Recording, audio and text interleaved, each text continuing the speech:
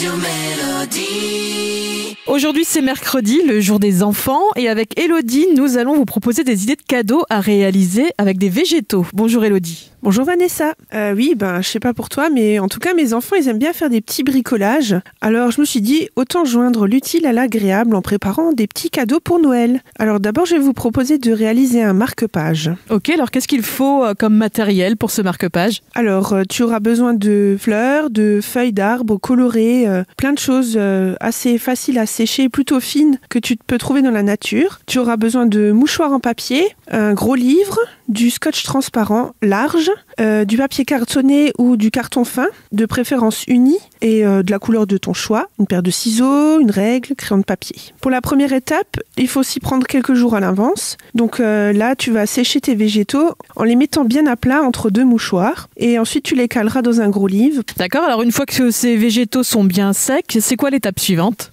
Donc dans un carton fin, uni, tu traces ton marque-page de la largeur du scotch ou un tout petit peu plus large et surtout de la longueur de ton choix. Dans ce rectangle, tu vas tracer et découper une fenêtre en laissant un minimum un bord de 1 cm de chaque côté. Ensuite, sur un côté, tu colleras ton scotch sur toute la longueur. Tu obtiendras une fenêtre autocollante où tu placeras tes fleurs, feuilles, ce que tu souhaites. Alors là, attention, faut que tu réfléchisses à ta composition avant de les coller parce que les végétaux seront devenus fragiles. Tu ne pourras plus les déplacer une fois qu'ils seront mis en place. Pour finir, tu colles une bande de scotch par-dessus en veillant à éviter les bulles d'air. Donc là, on obtient un marque-page tout en transparence, c'est ça ? Oui, tu peux aussi réaliser si tu as avec une plastifieuse. Donc là, tu mets tes végétaux entre les deux feuilles de plastique et tu passes ça à la plastifieuse. Et s'il te reste des végétaux, tu peux en faire des autocollants. Ah oui, ça c'est vrai que les enfants, ils adorent. Moi, mon petit garçon, il adore, mais on fait comment du coup pour les autocollants ? Donc là, tu auras besoin de papier sulfurisé,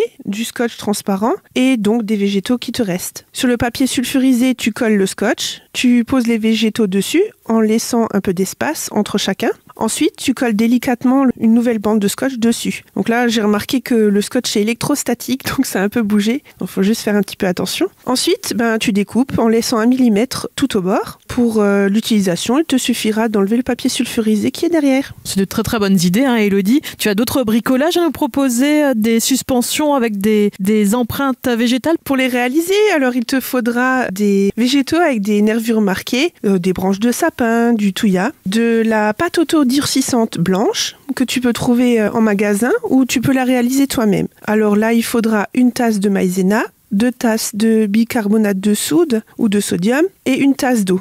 Toujours bien prendre le même contenant. Tu mélanges le tout dans une casserole pour obtenir une pâte lisse, puis tu fais chauffer jusqu'à ce que ça épaississe. Et faudra attendre que ça refroidisse un petit peu avant de la travailler. Ensuite, tu auras besoin aussi de peinture ou de feutre à peinture et d'un joli ruban. Tu auras besoin aussi d'un rouleau à pâtisserie, d'emporte-pièce de la forme de ton choix. Ok, alors une fois que c'est fait, comment on procède après ? Alors tu travailles un peu la pâte, puis tu l'étales avec le rouleau sur une épaisseur à peu près d'un demi-centimètre. Tu places tes végétaux sur ta pâte et tu passes de nouveau le rouleau dessus pour les enfoncer légèrement. Tu retires délicatement les végétaux, tu emporte-pièces tes formes en pensant à faire un trou aussi. Tu laisses sécher 1 ou 2 jours. Une fois bien sec, tu colores uniquement les empreintes pour les mettre en valeur. Tu passes un joli ruban dans le trou et voilà. Ça peut très bien faire des suspensions pour le sapin ou à offrir aussi pour Noël. Merci beaucoup Elodie. On te retrouve bien évidemment à l'horticulture Litzenburger à Bliesbruck. Et tout ça, vous retrouvez sur le site de la radio, radiomélodie.com. Merci Elodie, à bientôt. À bientôt.